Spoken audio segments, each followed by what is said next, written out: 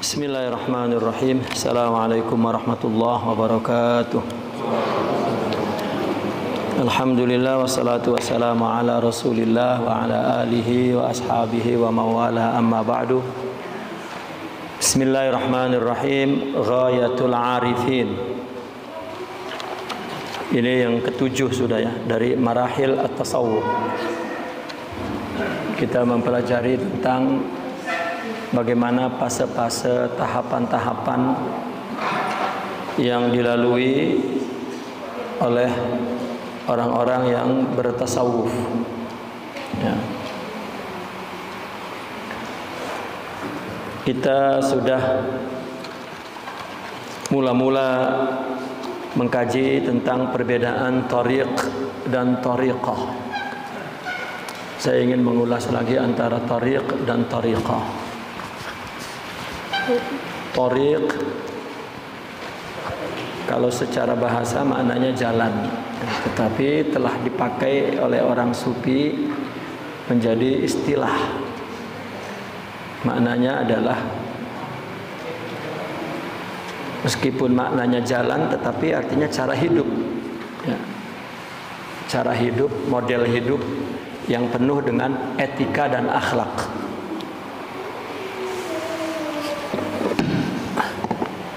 Yang penuh dengan etika dan akhlak. Maka thariq akhirnya maknanya kumpulan akhlak yang disebarkan, yang dicontohkan, yang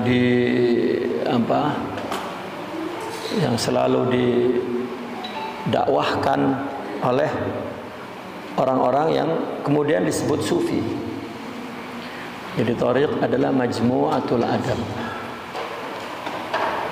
Pada saat itu pelaku tasawuf itu bersifat individu. Istilah thariq ini berlaku di abad pertama, kedua, ketiga. Ini kayaknya suara nggak enak ya. Jelas, jelas. Oke.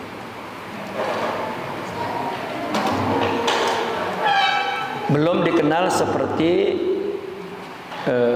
sekarang, thariqat sekarang. Kemudian baru berubah menjadi thariqah oleh Syekh Abdul Qadir Al-Jilani. Ya. Thariqah ini ketika orang-orang sufi membuka madrasah secara formal lah, katakan begitu. Ya. Diserukan dan disinggung, disindir, dikritik. Karena pada saat itu orang-orang yang ngaji sudah tujuannya bukan karena Allah. Ya, tujuannya karena dunia dan karena mencari kedudukan. Lahirlah ulama-ulama yang selalu berselisih. Ya, lahirlah ulama-ulama yang berebut kedudukan. Nah, pada saat itu yang pertama mengkritik adalah Al-Imam Al-Ghazali. Nah, kritik ini dituang dalam sebuah buku namanya Ihya Ulumuddin. Nah, oleh Syekh Abdul Qadir Al-Jilani konsep ini dianggap konsep lalu dipraktikkan. Maka di tangan Al-Imam Sultanul Aulia Syekh Abdul Qadir Al-Jilani ya, thariqah dibuka secara formal. Maka mulai ada zikir mingguan, ada tahunan, ada wirid-wirid yang hijib-hijib seperti begitu, rawatib-rawatib, aurad-aurad yang dibaca. Nah, mulai setelah itu dikenal dengan nama Qadiriyah, Rifaiyah dan lain sebagainya. Berubah menjadi kolektif yang tadinya individu. Ya. Dan banyak faktornya kenapa berubah menjadi kolektif ya.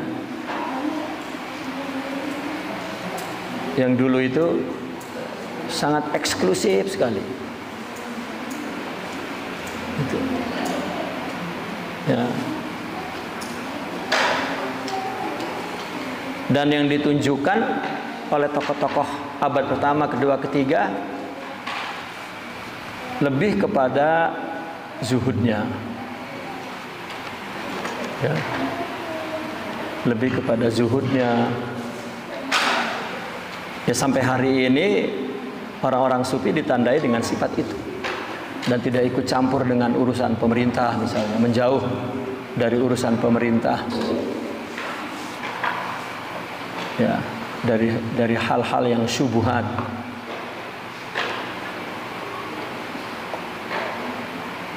Nah, maka thariqah menjadi sebuah lembaga. Maka kalau thariq itu program, saya mengartikannya thariqah itu adalah metode.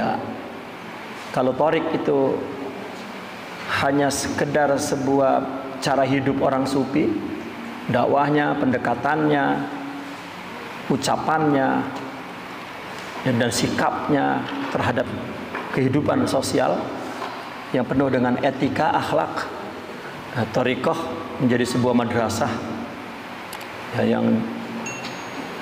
yang ditandai dengan baiat misalnya. Kemudian ada loyalitas kepada madrasah. Ya, karena ada madrasah, maka mesti ada loyalitas.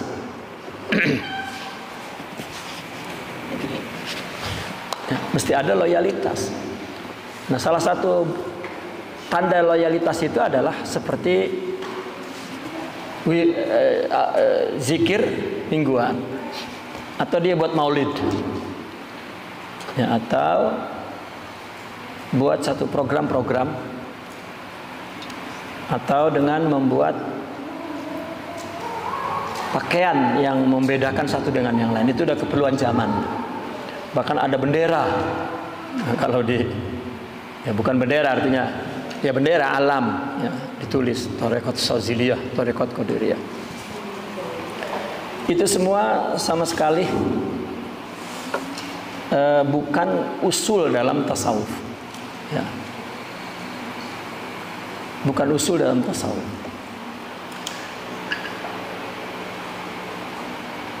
Seperti banyaklah hizib-hizib orang-orang. Bahkan akhirnya hizib-hizib kan disalahgunakan. Tasawuf identik dengan hikmah, tasawuf identik dengan pembuatan wafak, tasawuf identik dengan dukun, ya. Tasawuf identik dengan ngobatin orang. Tasawuf padahal sama sekali tidak ada hubungannya. Sama sekali nggak ada hubungannya. Bahkan dalam satu masyarakat tertentu tasawuf identik dengan silat. Nah, maka orang-orang yang jawara-jawara lah kalau di istilah kita itu takut dengan orang sufi karena dia memandang bahwa sufi adalah sumber kedikjayaan, sumber kanuragan, sumber gitu. Maka cerita orang sufi itu cerita kepahlawanan saja. Sehingga wali juga kan pemahamannya ya terbang, jalan di air, makan beling, makan kaca, makan besi, ya akhirnya begitu. Gitu. Jadi hanya ada di Nusantara ini para jawara takut dengan orang sufi dan memandang sufi itu sumber kedikjayaan. Itu di Nusantara itu apa namanya? Model lokal, ya, model lokal. Lokal dalam arti secara internasional unik.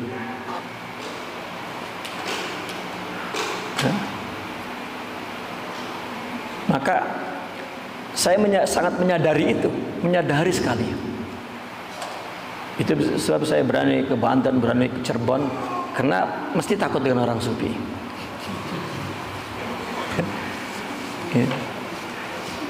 Kalau bawanya bukan tasawuf nggak masuk, ke para jawara-jawara itu nggak masuk, ya, nggak masuk. Dan mereka nggak istilahnya bahasa umum mereka itu nggak tunduk.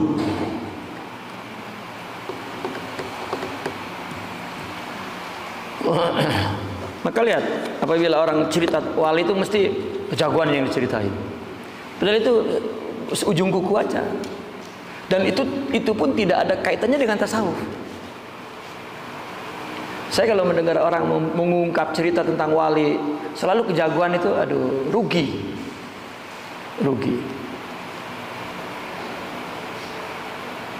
Sehingga ada memori kolektif namanya. Orang sufi itu mesti hero. Ya. Ini yang perlu kita hapus dan perlu kita perbaiki, kita rubah. Justru orang sufi itu lembut. Ya.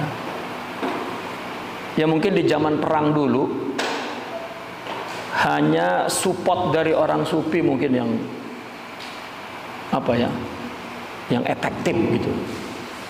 Karena memang mereka selalu bicara tentang Allah, katanya. Ya, sama saya pergi ke Thailand misalnya, ke Malaysia, itu diantara yang menyambut ya jawara-jawara itu. Seperti misalnya mereka punya keris, minta nama kerisnya apa gitu.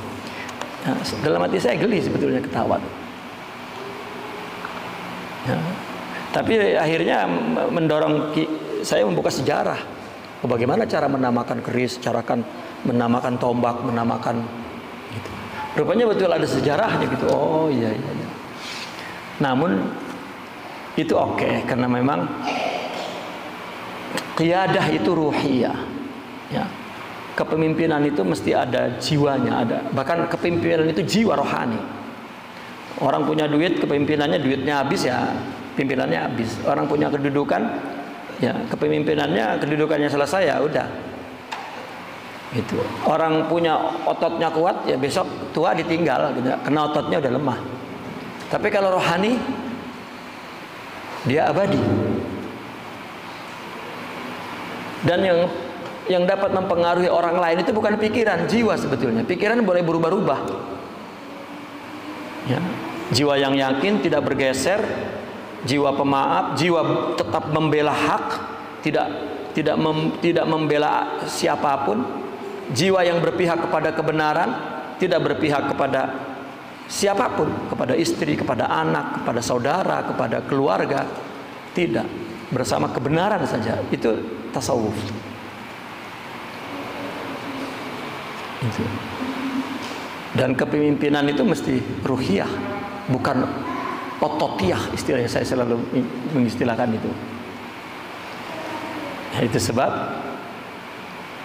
orang akan terbawa pikirannya, sikapnya yang kosong dari kekuatan rohani oleh seseorang yang pikiran dan sikapnya lahir dari kekuatan rohani. Karena mereka tidak dapat dipengaruhi. Dia bersama hak, selesai. Ya. Itu.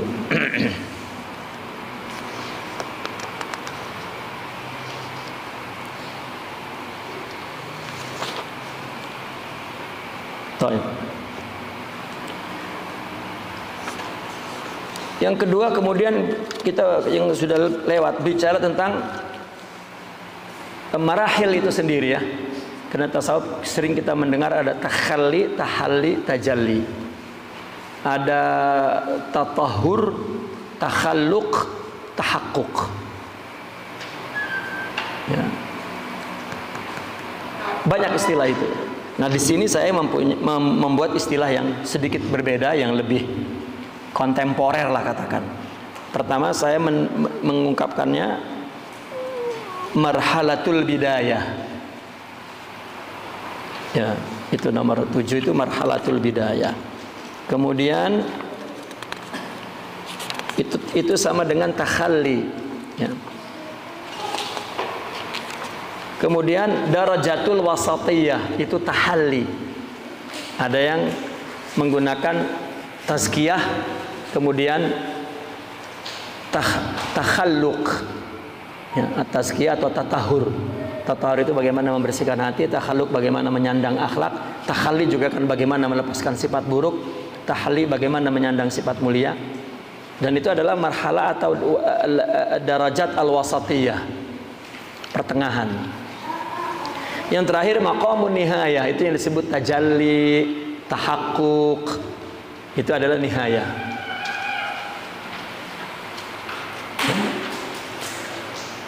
Kalau Sidi Ahmad Jaruk, permulaan yang pertama tadi itu disebut takwa. Orang ingin takwa dulu. Takwa itu kan bagaimana menumbuhkan rasa takut kepada Allah untuk menjalankan perintahnya dan menjauhi larangannya. Baru kemudian istiqomah, diluruskan untuk Allah, itu adalah tahalli. Sebetulnya di dalam tasawuf orang yang bertahalli, arti bertahalli itu orang yang ingin mempunyai sifat-sifat mulia. Ya, secara praktikal realnya itu adalah orang yang sedang meluruskan tujuan hidupnya, ibadahnya untuk Allah. Ya, itu berarti dia sedang berusaha untuk mendapatkan akhlak, menyandang akhlak. Nah, jika nihaya maka berarti dia sudah mendapatkan akhlak itu. Disebut maqamun nihaya itu sebab selalu kita mengatakan itu bukan makom ente gitu kan. Ya. Saya mencoba memilih tahalli, tajalli, permulaan, pertengahan, akhir. Apa yang paling tepat digunakan? Karena marhala dengan derajat sama secara lugawi dengan makom sama. Tapi saya coba mengkaji, mempelajari istilah yang dipakai ya, berabad-abad itu. Rupanya pertama sering disebut marhala, kedua derajat, ketiga baru makom. Padahal ya makomul bidayah boleh, makomul wasatiyah boleh, makomul nihaya boleh, marhalatul bidayah, marhalatul wasatiyah, marhalatul nihaya boleh, darajatul bidayah boleh. Ya. Kan bahasa itu istilahnya ada apa namanya, ada kaidah i'tibati. Ya. I'tibati itu silang atau random atau sistem acak gitu. Ketika dalam pemakaian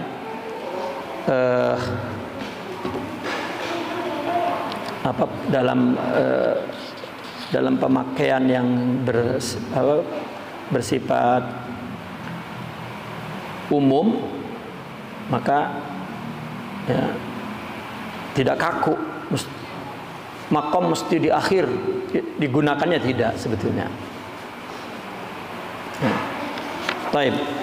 Baru setelah itu kita telah mengkaji tentang marhala ini,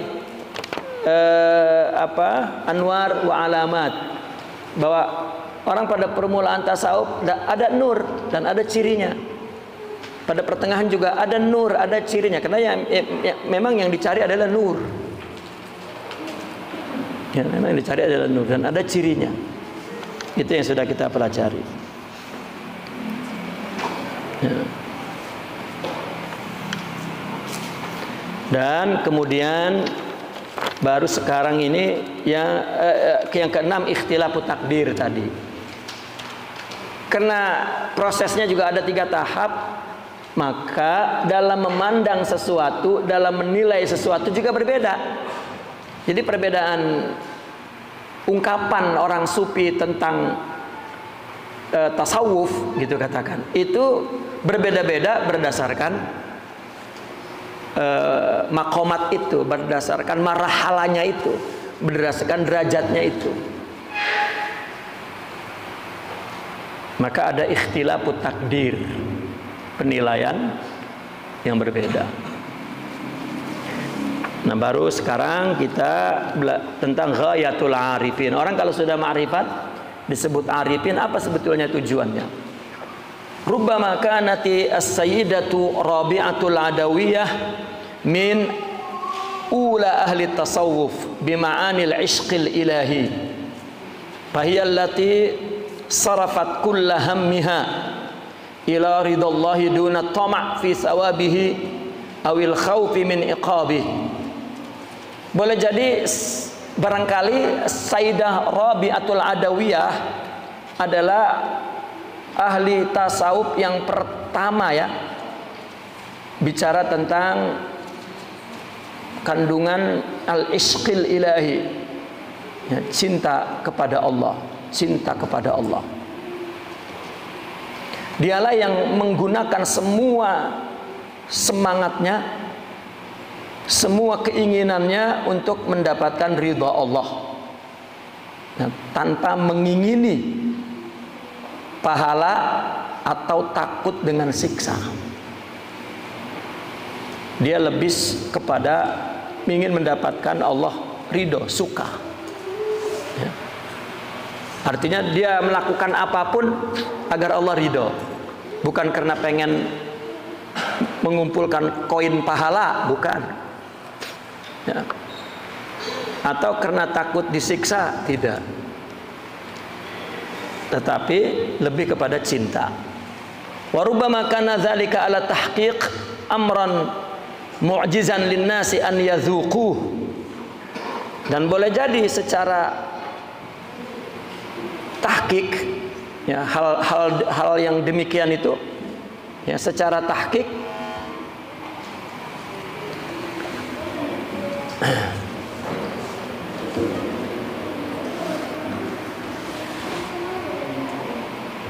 adalah merupakan perkara yang luar biasa, ya, bagi manusia untuk dirasakan, untuk mereka rasakan. Walakinna as-sayyidah al-arifah qad balaghat fihi mablaghan yakhda'ul a'naka wa yakfi dzalika an taqul. Akan tetapi, ya, seorang nyonya yang arif ini telah mencapai satu capaian yang sangat mengagumkan. Artinya yakhda'ul a'nak itu yang orang itu menundukkan lehernya, artinya, ya, mengakui keagungannya dan, ya, menghormatinya. Cukup hal itu yang dikatakan oleh beliau, kulluhum abiduka min khawfi narin wa yarawna najata hazzan jazila yarghabuna al-jinana daran liyahdhu biqusurin wa yashrabu salsabila laisa li bil janani wan nari hazzun ana la abtaghi siwaka badila. Ya. Mungkin bagi kita, bagi orang secara umum, tentang apa yang dikatakan oleh Rabatul Adawiyah ini, ya, yang disebut model tasawufnya adalah al-ishqil ilahi, ya, selalu bicara tentang cinta, cinta, cinta, cinta. Bagi orang ini amran mu'jizan, ya, sesuatu yang luar biasa. Ya. Namun bagi seorang sufi yang arifin, tujuannya adalah ridha Allah, ya, bukan tujuannya masuk surga. Nah, ketika orang sufi bicara tentang masuk surga itu adalah untuk kita, ya, untuk orang secara umum, surga, surga, surga, ya. Karena mereka mengatakan karena lambang surga itu ridho. Lambang surga itu adalah ridho, simbol surga itu ridho, ya. Kita berteman jika satu sama lain ridho saja, itu pertemanan itu, persahabatan itu surga. Suami istri jika ridho, ya, kepada suaminya, ridho kepada istrinya, surga sudah. Itu sebab malaikat penjaga surga, malaikat apa namanya? Ridwan. Ya. Orang ingin bahagia di dunia ini, ridho yang abadi, yang lain nggak abadi. Ya. Bini cakep banget lagi muda, udah tua jelek, nggak abadi itu. Ya, kecuali jelek baru makin tua makin jelek, abadi itu. Kalau cakep mah nggak abadi, kaya nggak abadi. Ya. Suami ganteng itu sebelum nikah, habis 2 tahun nikah jelek kelihatannya itu suami itu. Sama bini ya. Ya. Nggak abadi. Apa yang bikin ya, kita merasa bahagia terus? Nggak ada kecuali ridho. Ya. Nah, mereka orang sufi, bahkan ada ulama tasawuf yang mengatakan bahwa tujuan tasawuf ridho, mendapat ridho Allah. Maksudnya adalah as-sa'adatul abadiyah, kebahagiaan abadi. Maka kata beliau, kulluhum, semua orang menyembahmu karena takut neraka dan memandang keselamatan itu adalah keuntungan besar. Mereka ingin surga, sebuah negeri yang ingin mereka nikmati dengan segala istananya dan minum salsabil, air salsabil. Bagiku surga dan neraka bukan keinginan, dan aku tidak ingin selain engkau ada gantinya. Enggak mau digantikan surga, enggak mau digantikan pahala, enggak mau. Aku ingin engkau. Nah, itu yang orang sufi sering mengumpamakan. Istri itu cinta sama kita, itu cinta kita apa cinta apa yang kita miliki? Kira-kira apa? Istri kita itu cinta sama kitanya ini, zat kita ini, apa cinta apa yang ama yang kita miliki, Pak? Yang gak berani ngomong berarti ada bininya di sini. Ya. Nah, maka ilustrasinya seperti itu. Ya kan, cinta itu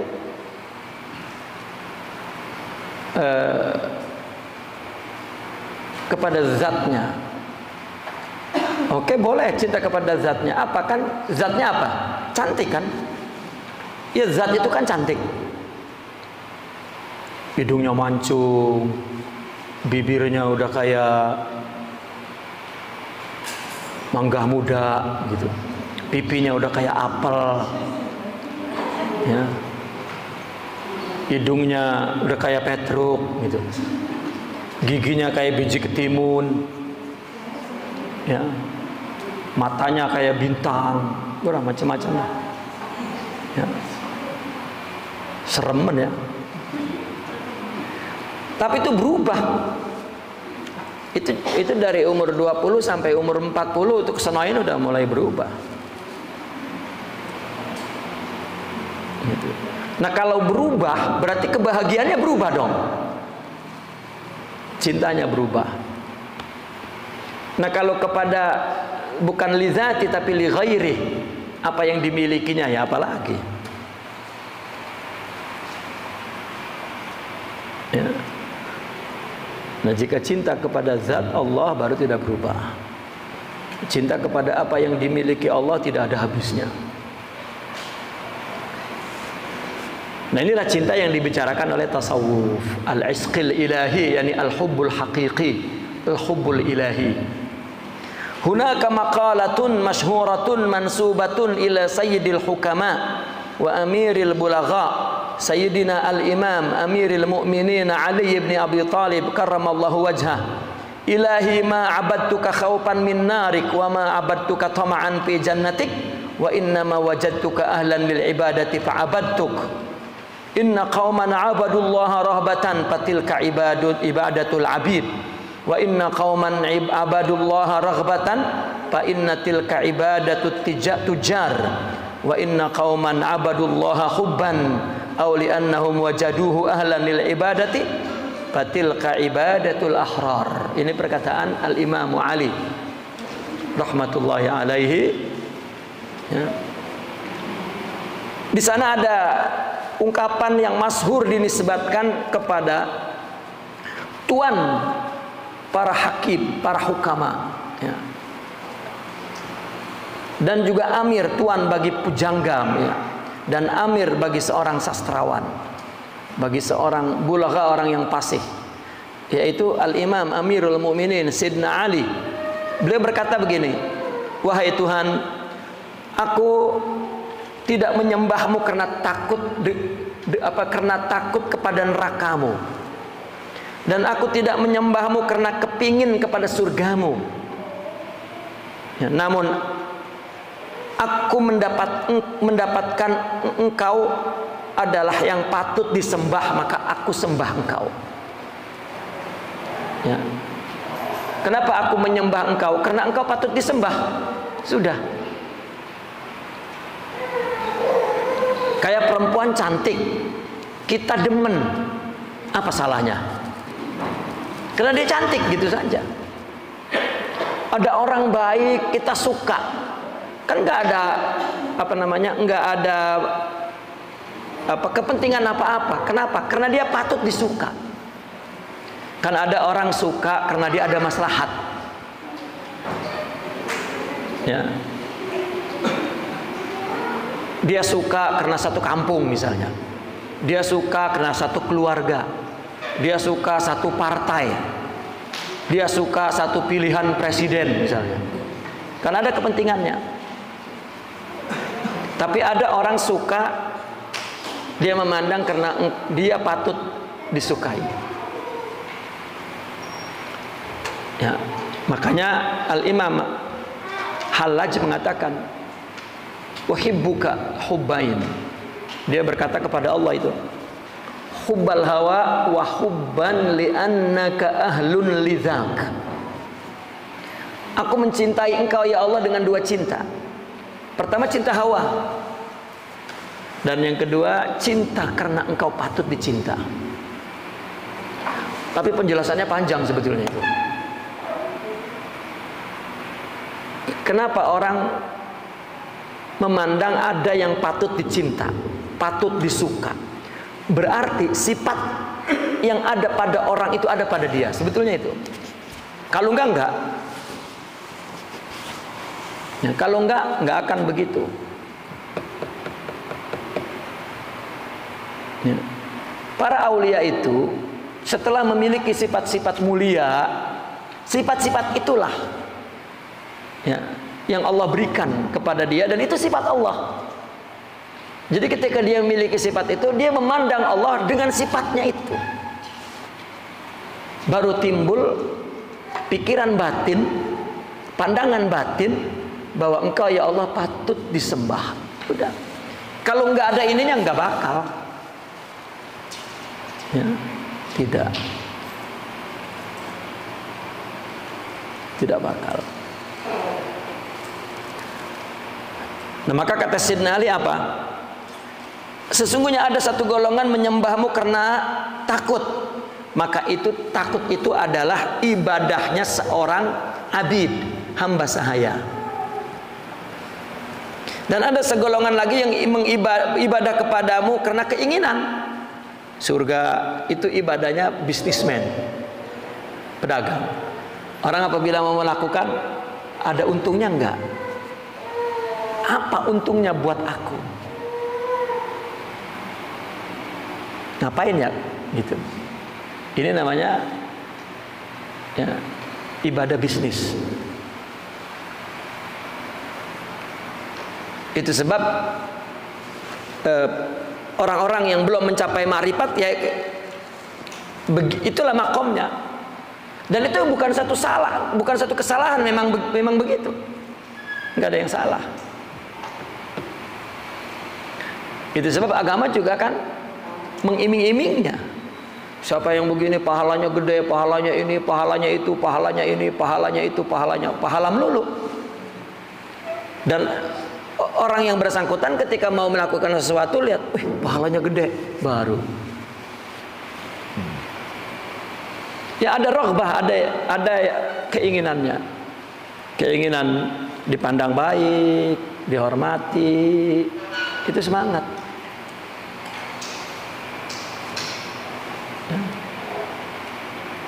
Ini bisnis, kepada Allah pun bisnis. Coba orang kaya tadinya jatuh miskin. Padahal waktu kaya nggak pernah tuh sholat malam, apalagi zikir mah. Ya. Tapi begitu jatuh miskin, dia pergi ke dukun, dia sebut orang pintar. Ya, dukun kan sering disebut orang pintar. Ya, pinter ngebohongin tuh. Ya, bahkan kadang-kadang dukun nyamar kiai, jadi disebutnya kiai supaya ya legal dikit secara agama. Ya. Akhirnya dia pakaiannya juga pakaian kiai, sufi lah gitu. Ya. Bahkan dia sebut Syekh Abdul Qadir Al-Jilani. Wah, ya.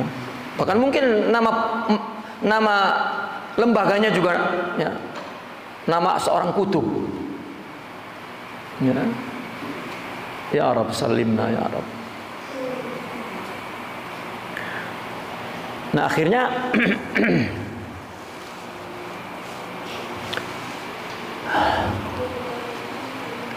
orang begitu mendengarnya, kamu mau kaya ya, bangun malam, loh kan kelihatannya bungkusannya kan bagus banget tuh. Bangun malam, tahajud 10 salam ya. Terus sholat hajat, nanti kalau ruku baca surat Al-Baqarah, artinya panjang. Semua itu li ajli dunia. Tetapi nanti ngakunya, padahal tujuannya dunia, ngakunya dia tuh ahli zikir, ahli ibadah. Bahkan dia melihat diri, wah ibadah mantap, kuat banget ini. Ya, itulah khuda'atun nafsi, tipuan nafsu. Pak, kita ibadah itu murni untuk Allah itu berat, nggak semudah itu. Makanya orang yang siddiq itu jumlahnya sedikit. Orang yang bersyukur kepada Allah itu jumlahnya sedikit. Artinya wali lah, jumlahnya sedikit. Wa qalilun min ibadiyas syakur. Makanya dulu ada sahabat yang berdoa, ya Allah, Allahumma ja'alni min ibadikal qalil, katanya. Ya Allah, jadikanlah aku ya, menjadi hamba yang sedikit.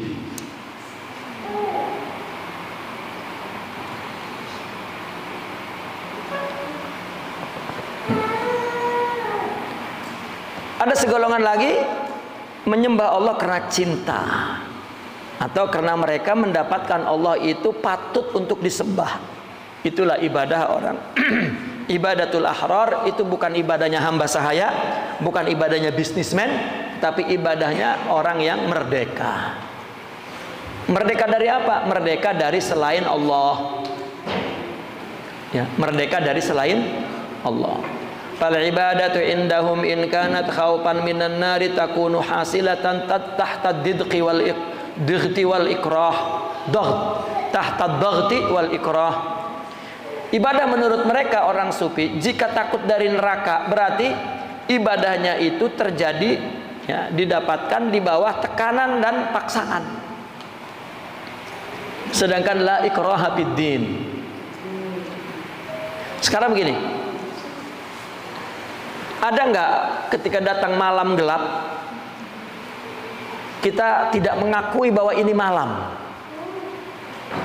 Apakah kita perlu dipaksa untuk ya, mengakui bahwa ini malam? Perlu dipaksa nggak? Tidak. Kenapa? Karena mata kita tidak buta.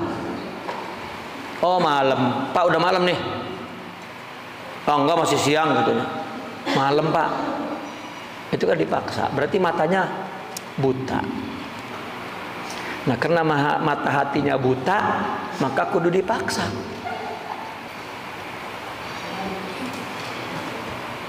Ya, karena di agama itu la ikraha fiddin, tidak ada paksaan. Berarti ketika orang dipaksa, buta matanya. Ya. Itu sebab dalam hadis nanti di akhir zaman katanya ada orang diajak masuk surga, itu sampai diikat, diseret-seret. Ilustrasinya begitu.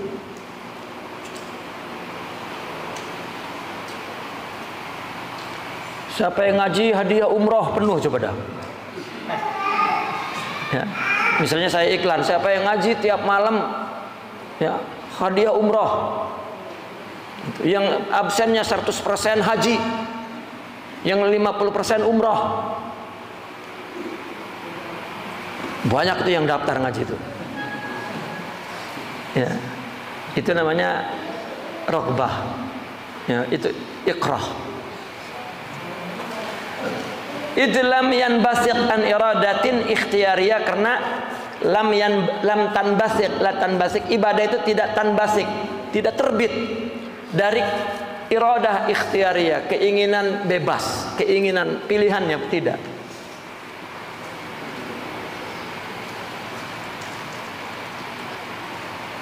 Maka orang bertarekat itu adalah orang yang ingin Allah, tidak boleh ada ingin yang lain. Karena akan jadi hamba yang ahrar, hamba yang merdeka dari segala dorongan apapun. Ya. Contoh, misalnya orang berbuat baik mesti tumbuh dari keinginannya sendiri, bukan. Ya. Dan itu tidak bisa kalau memang di sininya tidak ada iradatullah, tidak ada keinginan Allah. Keinginan Allah muncul apabila di dalam rohaninya ada sifat-sifat mulia itu.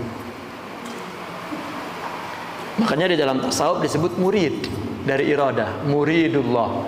Jadi panjangannya muridu iradatillah, orang yang mengingini keinginan Allah.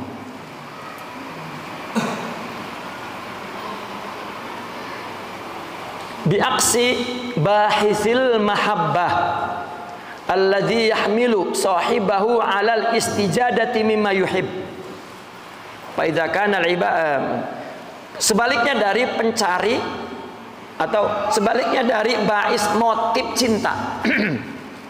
Ya, sebaliknya ya, dari motif cinta. Ada ibadah yang motifnya cinta. Maka cinta inilah yang akan membawa si pemilik motif cinta ini untuk terus mendapat tambahan dari apa yang dia cinta.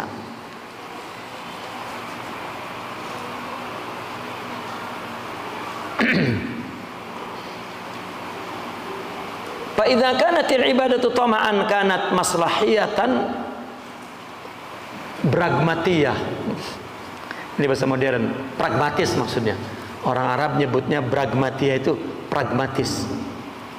Maka jika ibadah itu sebuah ketamakan, sebuah keinginan, maka ibadah itu akan menjadi sebuah maslahat yang bersifat pragmatis. Yantahi al-ba'isu 'alaiha bi mujarradi nailil matlab, berakhir motifnya sekedar dengan mendapatkan apa yang dicarinya, sudah. Kalau udah mendapatkan apa yang dicarinya, udah. Kalau belum terus. Ya, kayak orang nyari istri kan, kalau belum dapat terus, kalau belum ya, sampai perempuan itu nggak nerima baru ditinggalin. Ya. Nah, ini ibadah tama. Walaqad sa'ala ahadul muridina saykhahu haula imkaniyatis shalah bil jannah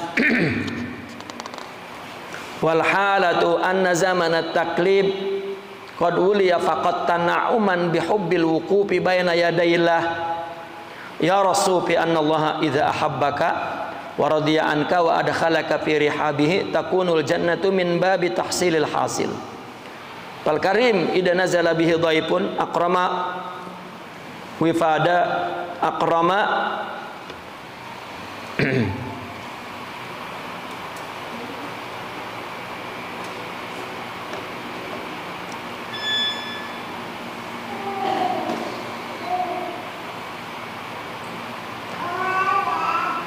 akrama wifadatahu wa balagha fi tarhibi bihi wa irdaihi. Hadza in kana insanan fama baluka bil jawadil karimil ladzi wasi'a jaudahul wujud. Allah. Judahul wujud, maaf, judahul wujud.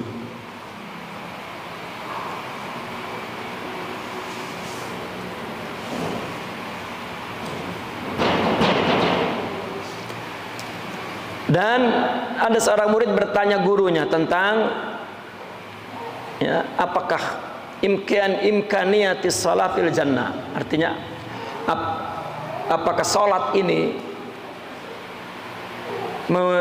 sebuah kemungkinan untuk mendapatkan surga, ya, masuk surga.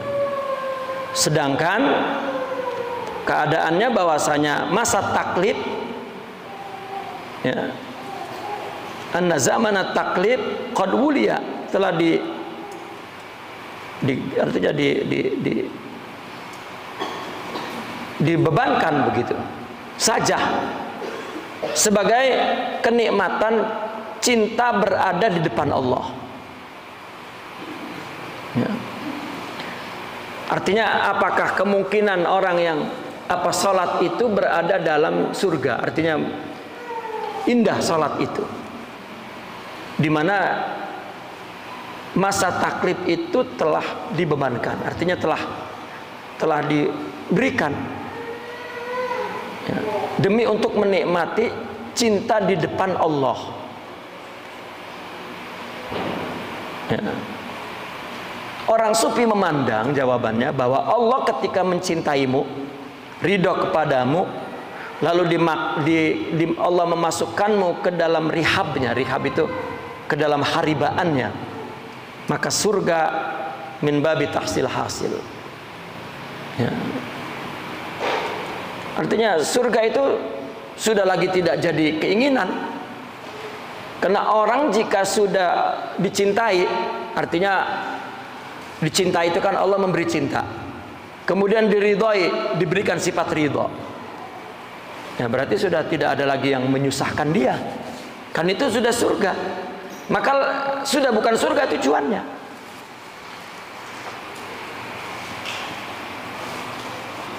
Ya. Ya sudah bukan surga tujuannya.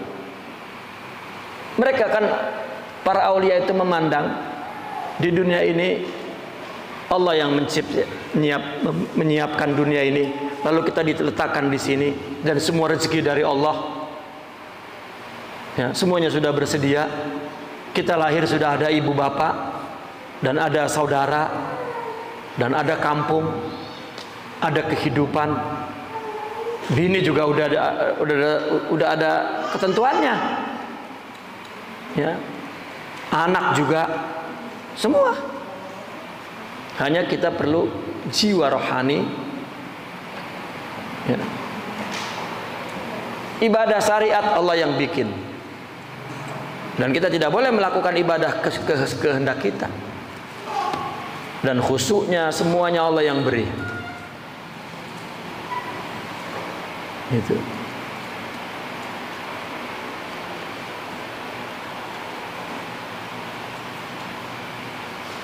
Jika Allah berikan jiwanya sifat-sifat mulia, Allah cintai, ya, dan tumbuh kemurnian ingin Allah, berarti dia Allah ridhoi.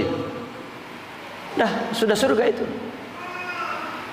Maka tidak perlu lagi surga. Bahkan mereka mengatakan nahnu fil jannah qoblal jannah. Mereka kan yang mengatakan al-man'u ainul ata', katanya. Al-man'u ainul ata'. Enggak diberi, enggak apa? Allah tidak memberi. Al-mana' itu artinya Allah tidak memberi. Itu adalah intinya pemberian. Maka dia mengumpamakannya seperti sinar lampu nih, kan terang kan, memancarkan cahayanya. Yang namanya lampu ya memancarkan cahayanya. Kapan gak memancarkan? Dan mancarnya itu kan senantiasa, sampai tidak kelihatan apa namanya gelombangnya kan, nggak kelihatan gelombangnya yang terputus-putus seperti itu. Nah, pemberian Allah juga demikian. Salah satunya hidup kita kan, hidup aja itu kan seperti bunga yang mengeluarkan semerbaknya itu.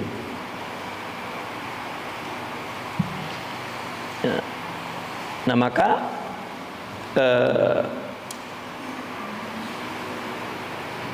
tidak lagi sudah keinginan surga.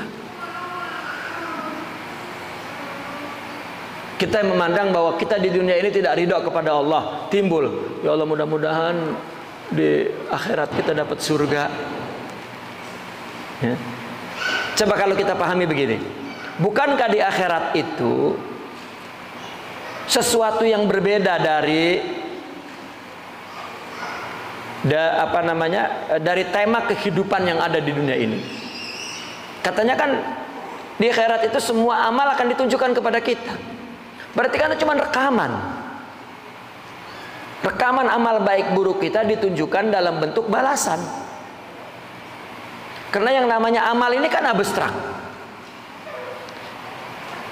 Ya, amal itu abstrak. Ya, abstrak. Tidak kelihatan amal itu. Yang muncul dalam tubuh ini suratul amal. Rupa amal. Coba kita lihat. Ada orang benci kepada kita, lalu senyum. Ini kan surah, ya, yang nggak ada hakikatnya. Begitu orangnya ngeloyong, wah, dia giginya udah keketot aja. Kagak mau mampus, katanya begitu. Ini apa ini? Kan itu suratul amal, bukan amal. Amal itu binniat dan abstrak berarti. Ya, maka nanti di surga di audio visualkan. Ada TV-nya. Oh itu jelek banget amal saya. Lah emang kagak tahu kan gitu. Bahkan dalam hadis itu datang orang nanti cakep jeleknya itu ya di amal kita. Begitu lihat ini orang jelek amat, ngapain datang? Lalu orang itu mengatakan ana amaluk. Ya. Sampai kita tutup mata. Kan nggak tahu kita, karena abstrak amal itu. Makanya orang sufi disebut ahli amal, karena amal hakikatnya adalah di sini. Adapun yang kita ungkapkan itu rupa doang, surah. Apalagi kalau surahnya udah jadi adat, itu bukan agama. Ya, itu bukan agama. At-taqwa hahuna. Jadi yang akan divisualkan di akhirat nanti itu adalah hakikat amalnya yang enggak kelihatan di dunia ini. Tuh. Makanya kan kita dengar cerita orang, ya katakanlah, ya seperti saya ustadz, kelihatannya di sini, wah paling soleh, di akhirat ternyata besok antum di surga, wali'iyazubillah. Ya, jangan saya lah, contoh yang lain. Sama saya juga pengen masuk surga. Ya, tiba-tiba ustadz itu, lah, Pak Ustadz, kok di situ? Gitu. Coba itu. Nah kan itu kan bukan sesuatu yang berbeda. Bagaimana kita mengharapkan surga itu beda dengan di sini? Sedangkan di sana adalah gambar di sini. Ya. Iming-iming syafaat itu bicara tentang rahmat Allah.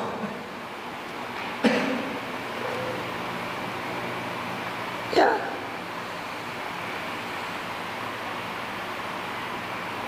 Ya namun ya Rasulullah SAW yang kita ceritanya kan Rasulullah lah yang memohon agar kepada Allah agar umat kita ini masuk surga. Ya. Karena kalau enggak ada jelmaan, artinya enggak ada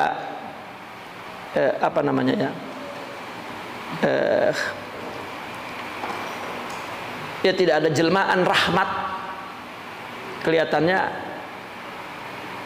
hampa begitu. Padahal kan itu rahmat Allah. Allah yang mengampunkan kita. Lalu untuk akal kita ini mesti dijelmakan ke dalam jelmaan Rasul, aulia, mukmin. Kenapa kita mesti banyak berkawan dengan orang mukmin? Karena mereka akan memberikan syafaat. Itu kan cara Allah memberikan rahmat dibungkus dengan jelmaan itu, padahal Allah yang berikannya, bukan orang mukmin. Ketika kita ketemu orang yang mukmin, soleh, aulia, arif misalnya, nah, kita berharap kepada Allah melalui manifestasi sifat mulia itu. Kita tidak menyembah orang, tidak menyembah orang, tapi menyembah Allah. Kalau kita menyebut madad ya Abdul Qadir, itu sebetulnya simbol saja. Ya. Kita kan sering mudah-mudahan ya,